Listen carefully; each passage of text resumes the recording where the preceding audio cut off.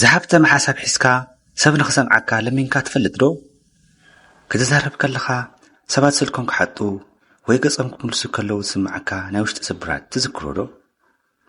ኣብ ዓለም ሓደ ዘይግለጽ ጸሊም ሓቂ ኣለዎ። ክልተ ዓይነት ሰባት ኣለዉ። እቶም ቀዳሞት ክዛረቡ ከለዉ ኩሉ ሰብ ትምኢሉ ይሰምዖም። ዝኾነ ጌጋ ሓሳብ እንተደርደሩ እኳ ብቕጽበት ተቐባልነት ይረኽቡ። ብሰንኪ እዚ ድማ ብቕልጡፍ ይህብቱምን ይዕወቱን። እቶም ካልኦት ግን ማዕረ ክንደይ ብሉጽን ወርቃውን ሓሳብ ሒዞም እኳ ሰብ ንኽሰምዖም ይልምኑ፣ ግን ኩሉ ግዜ ተነጺጎም ይተርፉ። ንስኻ ኸ ካበየኖም ኢኻ?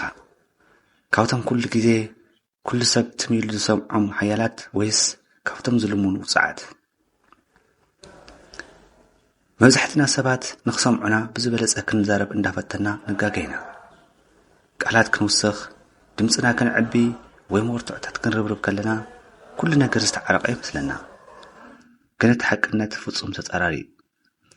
ሰባት ብሓቂ ንኽሰምዑኻ ሓሳብካ ኣብ ኣእምሮኦም ክቕረጽ፣ ኣብ ማሕበራዊ ህይወትካ ድማ ፍጹም ተሰማዕ ክትከውን እንተደሊኻ እቲ እንኮ ምስጢር እዚ እዩ። ኣይትዛረብ። እወ ጽቡቕ ጌርካ ሰሚዕኻ ኣለኻ፣ ኣይትዛረብ። እዚ ሓሳብ እዚ ተራ ናይ መጽሓፍ ጽሙቕ ኣይኮነን። እዚ ሕጂ ዝነግረካ ዘለኹ ምስጢር ንመጻዊ ማሕበራዊ ህይወትካ፣ ንቢዝነስካ ከምኡ እውን ንኣተሓሳስባኻ ፍጹም 90 ዲግሪ ዝቕይር ናይ ኣእምሮ መፍትሒ እዩ። ኣብ ዓለምና ዝለዓለ ጽልዋ ዘለዎ መራሕቲ ቢልዮነራትን ዓበይቲ ዩቱበራትን ጥራይ ዝጥቀሙሉ ግን ካብ ተራ ሰብ ተሓቢኡ ዝነበረ 3 ወርቃዊ ደረጃታት ዕላል ክንርኢ ኢና። እዚ ምስጢር እዚ እንተዘይፈሊጥካ ኣብ ህይወትካ ኩሉ ግዜ ክትጽላእን ሓሳብካ ክነጸግን ክነብር እዩ። ክሳብ መወዳእታ ተኸታተል። ምኽንያቱ እታ ሳልሰይቲ ደረጃ ህይወትካ ክትቀይር እያ። ነዚ ሓሳብ እዚ ንምርዳእ ናብቲ ዓለም ኣብ ናይ ጥፍኣት ኣፍ ደገ ዝነበረትሉ ናይ ፖለቲካ ወጥሪ ክወስደካ። ኣሜሪካን ሰሜን ኮርያን ኒኩለር ንምትኳስ ኣጻብዕቶም ኣብ ልዕሊ እቲ መጠወቒ ኣንቢሮምሉ ኣብ ዝነበረሉ እዋን ሓደ ናይ ኣሜሪካ ላዕለዋይ ዲፕሎማት ምስ ሓደ ናይ ሰሜን ኮርያ ጀነራል ኣብ ሓንቲ ምስጢራዊት ክፍሊ ንኽራኸቡ ተገብረ። እቲ ዕላማ ኩናት ንምውጋድ ስምምዕነት ምፍጣር እዩ ነይሩ። እቲ ኣሜሪካዊ ዲፕሎማት ናብቲ ናይ ድርድር ክፍሊ ክኣቱ ከሎ ሓሳቡ ጥራይ ሒዘ ኣይኮነን መጺኡ። እዚ ስምምዕነት እዚ እንተፈሪሙ ቁጠባ ሰሜን ኮርያ ክንደይ ሚእታዊ ከም ዝዓቢ፣ እቲ እገዳ ብኸመይ ከም ዝለዓል፣ ከምኡ እውን ክልቲኦም ወገናት ክንደይ ወታደራት ካብ ደው ከም ዝርሕቑ ዝገልጽ ፍጹም ሒሳባዊ ዳታን ሎጂክን ሒዙ እዩ መጺኡ። ንሱ ዝሓስብ ዝነበረ ንቡር ናይ ውሳነ ዕላል እዩ። ንሱ ብኣተሓሳስብኡ እዚ ዝህቦም ዘለኹ መፍትሒ ንዓቶም ረብሓ ስለ ዝኾነ ብቕጽበት ክሰምዑን ኣለዎም ኢሉ ይኣምን ነይሩ። ንሰዓታት ድማ ተዛረበ፣ ዝተፈላለዩ ስትራቴጂታት ተቕረበ። ግን ሓደ ዓብዪ ጸገም ነይሩ። እቲ ሰሜን ኮርያዊ ጀነራል ዝነበረሉ ናይ እምሮ ደረጃ ፍጹም ካሊእ ነይሩ። ንሱ ዘለዎ ፍሪኬንሲ ናይ መንነትን ስምዒትን ዕላል ነይሩ። እቲ ጀነራል ርእሱ ኣቕኒዑ እኳ ኣይጥምቶን ነይሩ። ጸማም እዝኒ እዩ ሂብዎ። ንሱ ኣብ ውሽጡ እዞም ኣሜሪካውያን ብሃብቶምን ብቴክኖሎጂኦምን ተኣማሚኖም ንዓና ከም ትሑታት ክርኢና ይፍትኑ ኣለዉ። እዚ ስምምዕነት እዚ እንተተቐቢለ ከም ፈራሕ ወይ ከም ተሸናፊ እየ ዝውሰድ፣ ንናይ ሃገረይ ክብሪ ክከላኸል ኣለኒ ኢሉ እዩ ዝሓስብ ነይሩ። ስለዚ እቲ ኣሜሪካዊ ዲፕሎማት ዝያዳ ቁጥርታትን ሎጂክን እንዳደርደረ ክዛረብ ከሎ እቲ ጀነራል ግን ከም ሓበሬታ ገይሩ ይኮን ዝሰምዖ ነይሩ። ንዕኡ እቲ ዝርርብ ክብርን መንነትን ናይ ምኽባር ኩናት ኮይኑ ተሰሚዕዎ። እቲ ኣሜሪካዊ ብሎጂክን ብመርትዖታትን ክስዕሮ ብዝፈተነ ቁጥሪ እቲ ጀነራል ዝያዳ ርእሱ እንዳዓፀወ ብስጭት እንዳወሰኸ ኸደ። እቲ ዝርርብ ፈጺሙ ፈሸለ። ዓለም ድማ ናብ ናይ ጥፍኣት ኣፍ ደገ ቀረበት። ስለምንታይ እዩ እቲ ዝበለጸ ተዛራባይ ዝነበረ ዲፕሎማት ክዕወት ዘይከኣለ? ስለምንታይ ከ እዩ እቲ ሃብታም ሓሳቡ ተሰማዕነት ዘይረኸበ? እቲ መልሲ እቲ ጸሓፊ ቻርልስ ዲዩክ ኣብዛ ሱፐር ኮሙኒኬተርስ እትበሃል መጽሓፉ ዘቐመጦ ዓብዪ ናይ እምሮ ምስጢር ኣሎ። እቲ ዲፕሎማት ክዛረብ ከሎ ሓንቲ ዓብዪ ስሕተት ሰሪሑ ነይሩ። ንሱ ዝተዛረቡ ዝርርብ ብዛዕባ እንታይ ምዃኑ ጥራይ እዩ ዝሓስብ ነይሩ። ግን እቲ ዝርርብ ኣብ ምንታይ ደረጃ ከም ዘሎ ኣየስተውዓለን። እቲ ኣሜሪካዊ ዲፕሎማት በሊሕ እንተዝኸውን ነይሩ መጀመርታ ኣይትዛረብ ዝብል ሕጊ ተጠቐመ። እዚ ማለት ኣፉ ዓፂው እቲ ጀነራል ብዛዕባ ክብሪ ሃገሩን ብዛዕባ መንነቱን ክዛረብ ዕድል መሃቦ ነይሩ። እቲ ጀነራል ተቆጢዑ ክዛረብ ከሎ እቲ ዲፕሎማት ይርዳእኒ እዩ ንሕና ንኽብሪ ሰሜን ኮርያን ንናትካ ጀነራልነትን ዓብዪ ዓንቀጽ ኢና ሒዝና መጺና ብምባል ቀዲሙ ነቲ ናይ መንነት መስመር ምስቲ ጀነራል ክጋጥሞ ነይሩ። እቲ ጀነራል መንነተይ ተኸቢሩሎ ኢሉ ምስተኣማመነ ጥራእዩ ኣእምሮኡ ከፊቱ ነቲ ናይ ኣሜሪካዊ ሎጂክን ቁፅርታትን ክሰምዖ ድልው ዝኸውን። ሕጂ ንስኻ እውን ኣብ ህይወትካ ተሰማዒ ክትከውን እንተደሊኻ ክትፈልጦም ዝግቡእኻ 3 ምስጢራዊ ደረጃታት ዕላል ኣለዉ። እዞም 3 ዕላላት እዚኣቶም ከምቶም ኣብ ሬድዮ ዝመፁና ናይ ፍሪኩንሲ መስመራት እዮም። ንስኻ ኣብ ሓደ መስመር ኮይንካ ክትዛረብ ከለኻ እቲ ቅድሜኻ ዘሎ ሰብ ግን ኣብ ካልእ መስመር እንተሃልዩ እቲ ዝርርብ ጭጫሕ ጥራይ እዩ ዝኸውን። ሓሳብካ ኣይበጽሕን፣ እይታኻ እውን ኣይውስኽን፣ ተሰማዕነትካ ድማ ባዶ ይኸውን። ሕጂ እምበኣር ናብቶም 3 ወርቃዊ ደረጃታት ዕላል ክንሓልፍ። እቲ ቀዳማይ ደረጃ ዕላል ብዛዕባ እንታይ ኢና ንዛረብ ዘለና ዝብል ናይ ውሳነ ዕላል እዩ። እዚ ማለት ሓደ ሰብ ናባኻ መፂኡ ጸገሙ ክነግረካ ከሎ ኣእምሮ መፍትሒ እዩ ዝደሊ ዘሎ። ንኣብነት ሓደ መሳርሕትኻ መፂኡ እዚ ስራሕ እዚ ብጣዕሚ ተሓላሊኹን ኣሎ ጨኒቁኒ እንተይልካ ንሱ ዝደልዮ ዘሎ ግብራዊ ሓገዝ እዩ። ኣብዚ ሰዓት እዚ ኣተሓሳስባኻ ናብ መፍትሒ ክኸይድ ኣለዎ። ግን መብዛሕትና ሰባት ኣብዚ ደረጃ እዚ ንጋገ ኢና። ንሱ ግብራዊ መፍትሒ ክደሊ ከሎ ንሕና ግን ኣይትጨነቕ ኩሉ ነገር ክሓልፍ እዩ ብምባል ናይ ስምዒት ምጽንናዕ ክንሆ ንፍትን። ኣብዚ ሰዓት እዚ እቲ መስመር ተገራጩ ኣሎ። ንሱ ዝሓተካ ውሳነ እዩ፣ ንስኻ ዝሃብካዮ ግን ስምዒት እዩ። ሰባት ክሰምዑኻ እንተደሊኻ ቀዲምካ ኣእምሮኦም እንታይ ዓይነት ዕላል ይደሊ ከም ዘሎ ፈሊጥካ ኣብቲ ንሳቶም ዘለውዎ መስመር ምእታው እዩ። ንሳቶም ግብራዊ ሓሳብ እንተደልዮም ግብራዊ ሓሳብ ሃብ፣ ውሳነ እንተደልዮም ድማ ውሳነ ክውስኑ ሓግዞም። እዚ ግብራዊ ዕላል እዚ ኣብ ኩሉ ናይ ህይወትና ክፍሊ ይጋጥመና እዩ። ሓደ መጽናዕቲ ከም ዘርእዮ ኣብ ዓበይቲ ትካላት ዝፍጠሩ ዓበርቲ ሰናይ ኣተሓሳስባ ዘይምስምዕማዕ ጠንቆም ሰባት ሓሳብ ስለ ዘይብሎም ዘይኮነስ እቲ ሓደ ወገን ሎጂክ እንዳታን ክጥቀም ከሎ እቲ ካልኣይ ወገን ግን ብዛዕባ ኣተገባብራን ውሳነን ይሓስብ ስለ ዘሎ እዩ። ክልቲኦም ሎጂካዊ እዮም፣ ግን ክልቲኦም ኣብ ዝተፈላለዩ መስመራት እዮም ዘለዉ። ሓደ ሱፐር ኮሙኒኬተር ግን ኣብ ከምዚ ኩነታት ኣፉ ዓፅዩ ክዕዘብ ይመርጽ። እዚ ሰብ እዚ ሕጂ ዳታ ዶ ይሓትን ኣሎ ወይስ ናይ ስራሕ መደብ ኢሉ ይሓትት። ነዚ ምስ ፈለጠ ኣተሓሳስበኡ ምስቲ ነቲ ሰብ ኣተሓሳስባ የቅጥሞ። እዚ እዩ እቲ ቀዳማይ መደብ ዕላል። እቲ ካልኣይ ደረጃ ዕላል ድማ ከመይ እዩ ዝስማዓና ዘሎ ዝብል ስምዒታዊ ዕላል እዩ። እዚ ከዓ ካብ ኩሉ ዝበለጸን ዝሓየለን ማሕበራዊ ምስጢር እዩ። ቻርለስ ዲዩክ ኣብ መጽሓፉ ሓደ መጽናዕቲ ይጠቀስ።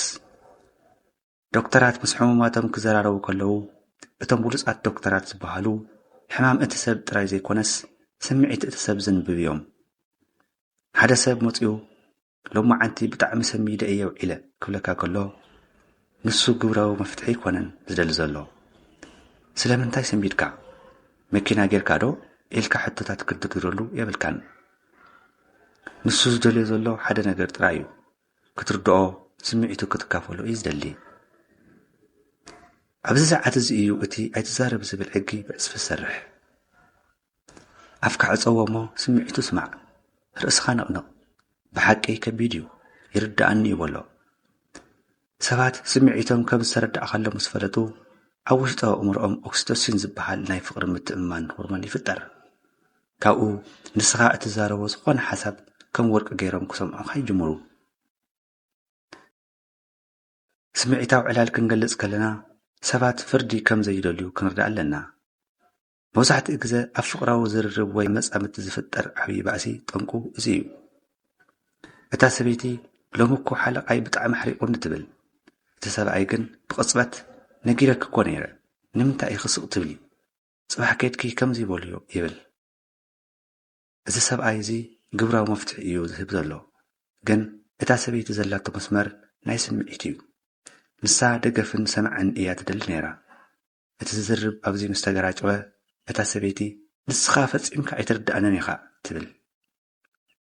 እቲ ሰብኣይ ድማ ይግረም ኣነኮ መፍትሕየ ነጊረኪ ይብል እዚ እዩ እቲ ምስጢር ኣይትዛረብ ማለት ቅድሚ ምዝራብካ እቲ ሰብ ዘለዎ ናይ ስምዒት ማዕበል ኣለልዮ ማለት እዩ ሕጂ ናብታ ዝዓበየትን ሳልሰይቲ ደረጃ ዕላል ክንሰጋገር ኢና እዛ ደረጃ እዚኣ መኒና ንሕና ዝብል ናይ መንነት ዕላል እዩ ሰባት ክንዛረብ ከለና ኩሉ ግዜ ከይተፈለጠና ካብ ድሕረ ባይታና ካብ ባህልና ካብ ኣተሓሳስባና ተበጊስና ኢና ንዛረብ ሓደ ሰብ ኣነኮ ኣብ ዓደይ ከምዚ እየ ዝፈልጥ ክብል ከሎ ንሱ ብዛዕባ ሓቅነት እቲ ነገር ጥራይ ዘይኮነስ ብዛዕባ መንነቱ እዩ ዝዛረብ ዘሎ ንስኻ ድማ ብድፍረት መጺኻ ኣይፋልካን ንሱ ጌጋ እዩ ሕጂ ዘመናዊ ዓለም ከምዚ እዩ እንተልካዮ ንሱ እቲ ሓሳብካ ኣይኮነን ዝነጽጎ ንመንነቱ ከም ዝተንከፍካዮ ገይሩ ስለ ዝሓስብ ይዓጽወካ ብሉፅ ኣተረዳዳእቲ ወይ ሱፐር ኮሚኒኬተርስ ዝበሃሉ ሰባት ግን ንመንነት ሰባት ይኽብሩ እዮም ሓሳቦም ቅድሚ ምቕራቦም ነቲ ቅድሚኦም ዘሎ ሰብ መንነቱ ማሕበራዊ ክብርን ኣተሓሳስቦን ይልልዩ ንባዕሎም ትሕት የብሉ እሞ ነቲ ሰብ ክሰምዕዎ ይመርፁ ንሳቶም ብዝያዳ ክስምዑ ከለው እቲ ቅድሚኦም ዘሎ ሰብ ድማ ንዓቶም ናይ ምስማዕ ዕድልየቱ ብዕፅፊ ይውስኽ መንነት ክንብል ከለና ጾታ ዕድመ ማሕበራዊ ደረጃ ሃይማኖት ወይ ፖለቲካዊ እምነት ኩሉ የጠቃልል እዩ ሰባት ኣብ ሓደ ዓብዪ ክትዕ ክኣትው ከለው ንኣብነት ብዛዕባ ፖለቲካዊ ቁጠባ መብዛሕትኡ ግዜ እቲ ክትዕ ብስነ ሞገድ ኣይውዳእን እዩ ስለምንታይ ምክንያቱ ሰባት ንናይ ፖለቲካ ሓሳቦም ከም ክፍሊ መንነቶም ገይሮም ስለ ዝወስድዎ እዩ ንሓሳቦም ክትነቅፍ ከለኻ ንዓዓቶም ዝነቐፍካዮም ኮይኑ ስለ ዝስምዖም ሓደ ዓብዪ ኣእምሮ ዘለዎ ሰብ ግን ነዚ ይርዳእ እዩ ሰባት ክማጎቱ ከለው ንሱ እዚ ሰብ እዚ መንነቱን ምክልኻል እዩ ዝቃለስ ዘሎ ኢሉ ይሓስብ ስለዚ ኣፍካ ዕፀው እሞ ንመንነቶም ኣፍልጦ ሃብ ድሕረ ባይታኻን እምነትካን ይርዳእኒ ጽቡቕ ነጥቢ እዩ ምስ በልካዮ እቲ ናይ ምክልኻል መንደቕ ይፈርስ ድሕሪዚ ንሳቶም እውን ንዓኻ ንኽሰምዑኻ ማዕጾ ኣእምሮ ይኸፍቱ ሕጂ ናብቲ ዝዓበየ ናይ ሳይንስ ምስጢር ክንኣቱ ኢና ዩኒቨርሲቲ ፕሪንስተን ሓደ ዘገርም መጽናዕቲ ገይሩ ነይሩ ክልተ ሰባት ብሓቂ ክረዳድኡ ከለው ኣብ ኣእምሮኦም እንታይ ከም ዝፍጠር ብኤምኣርኣይ መርሚሮም እቲ ዝተረኸ ውፅኢት ንዓለም ዘሰንበደ ነይሩ ክልተ ሰባት ኣብ ሓደ ፍሪኩንሲ ገይሮም ብሓቂ ክረዳድኡ ከለው ናይቲ ተዛራባይን ናይቲ ሰማዓይን ኣእምሮ ብሓንሳብ እዮም ዝበልጽ ነይሩ ነዚ ሳይንቲስታት ኒውራል ክፕሊንግ ወይ ድማ ናይ ኣእምሮ ምትእስሳር ይብልዎ እዚ ማለት እቲ ሰማዒ ንታሪኽ እቲ ተዛራባይ ክሰምዕ ከሎ ኣእምሮኡ ልክዕ ከምቲ ናይ ተዛራባይ ኮይኑ ይሰርሕ ፍጹም ሓደ ዓይነት ስምዒትን ኣተሓሳስባን ይፍርቱ እዚ ንምንታይ ይሕግዘና እንተኢልና ሓደ ሰብ ሓሳብካ ክሰምዐካ እንተደሊኻ ቅዲምካ ናይቲ ሰብ ኣእምሮ ምስ ናትካ ኣእምሮ ሲንክ ክትገብሮ ኣለካ ነዚ ንምግባር ድማ እቲ እንኮ መንገዲ ምስማዕ እዩ ሰባት ክዛረቡ ከለው ንሕና ኣብ ውሽጥና ቀፂለ እንታይ ክዛረብ ኣለኒ እንዳበልና ክንሓስብ ከለና እቲ ናይ ኣእምሮ ምትእስሳር ይስበር እዩ ሰባት ድማ ብቕፅበት ይነቕሓሉ እዩ ስለዚ እቲ ኣይትዛረብ ዝብል ሕጊ ተራ ሰቕታ ዘይኮነስ ናይ ኣእምሮ ፍሪኩንሲ ናይ ምስምማዕ ሳይንሳዊ ስራሕ እዩ እምበኣር እቲ ኣብ መጀመርታ ታሪኽ ዝረኣነዮ ኣሜሪካዊ ዲፕሎማት ስለምንታይ ከም ዝፈሸለ ሕጂ ርዱ እዩ ንሱ ዝተዛረቦ ኩሉ ግብራዊ ሓሳብ ነይሩ ግን እቲ ሰሜን ኮርያዊ ጀነራል ኣብቲ ሰዓት እቲ ዝነበሮ ኣእምራዊ ደረጃ ናይ ስምዒትን መንነትን ውጥሪ ነይሩዎ እቲ ዲፕሎማት እዝኑ ዓፂቡ ምዝራቡ ጥራይ እቲ ኩናት ክውገድ ምኽንያት ክኸውን ደልዩ ነይሩ ኣብ ህይወትካ ተሰማዒ ክትከውን ወይ ድማ ኣብ ማሕበራዊ ህይወትካ ጽልዋ ክህልወካ እንተደሊኻ እቲ ወርቃዊ ሕጊ እዚ እዩ ቅድሚ ሰባት ንኽርድኡኻ ምጽዓርካ ቀዲምካ ንሰባት ክትሪኦም ፈትን ሰባት ክዛረቡ ከለው ኣፍካ ዕፀው ኣእምሮኻ ካብ እንታይ ክምልሰሉ ኣለኒ ዝብል ናይ ውግእ ኣተሓሳስባ ኣውፅኣዮ ብምሉእ ልብኻ ስምዓዮም እቲ ዝበለጸ ተዛራባይ እቲ ዝበለጸ ተናጋሪ ዘይኮነስ እቲ በሊሕ ሰማዕ እዩ ንስኻኸ ኣብ ዕለታዊ ህይወትካ ካብዞም 3 ደረጃታት ዕላል ማለት ውሳነ፣ ስምዒትን መንነትን ኣየና እዩ ብበዝሒ ዘጋጥመካ? ወይ ብሰንኪ ዘይምስማዕ ዝጥፋእካዮ ዓብይ ዕድል ኣሎ ዶ? ሕጂ ኣብ ኮመንት ጻሓፈለይ ሓቢርና ክንመያየጥ ኢና። እዚኣ ቪድዮ እዚኣ ኣተሓሳስባ ንምዃን ምቕያርን ማሕበራዊ ርክባትካ ናብ ዝለዓለ ደረጃ ንምስጋርን ጥቕሚ ከም ዝሃበትካ ፍጹም እርግጸኛ እየ። ትሕዝቶ እዛ ቪድዮ እንተፈቲኻያ ነቲ ናይ ዩቲዩብ ኣልጎሪዝም ንምምጋብ ሕጂ ላይክ ምግባር ኣይትረስዕ። ከምዚ ዝበሉ ህይወትካን ኣተሓሳስባኻን ዝቕይሩ ናይ ዓበይቲ መጻሕፍቲ ጽማቐትን ናይ ማይንድሴት ቪድዮታትን ኩሉ ግዜ ብቐጻሊ ንምርካብ ድማ ሕጂ ነዛ ቻናል ሳብስክራይብ ግበራ። ነታ ናይ ደወል ምልክት እውን ጽቐጣ። ክሳብ ብኻልእ ዝገርም ቪድዮ እንደገና እንራኸብ ኣተሓሳስባኻ ዕውዮ። ሰባት ብሓቂ ንኽሰምዑኻ እንተደሊኻ ድማ ኣይትዛረብ።